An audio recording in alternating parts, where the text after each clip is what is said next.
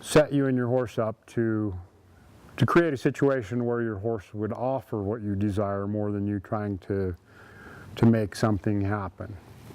So one of the things that I like to think about when I'm walking around warming my horse up is the ability to lateral flexion and longitudinal flexion.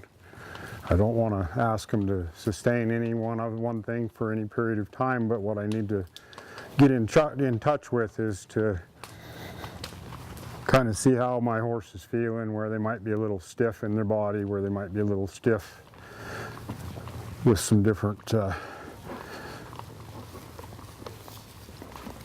you know, maybe a little stiff in their thinking, a little distracted or whatever. So anyway, what I find is that when people think of flexion, a lot of times they're talking about the face. They talk about the vertical flexion, they talk about the lateral flexion at the pole. But how I like to think about flexion is I want to think about flexion through the whole body of the horse, every little joint in the body bending and flexing a little bit, all the way from the hindquarters to the front quarters. And one of the ways that I like to start to figure that out is riding some circles.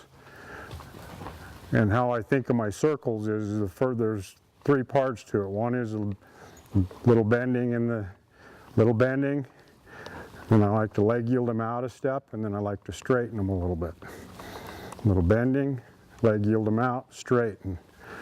And what I can find is when as I'm working through that process, I start to notice where they're receptive, where they're stiff. Start like right here, I have a little bit of contact with her. Just starting to notice, is she receptive to the contact? How does it feel?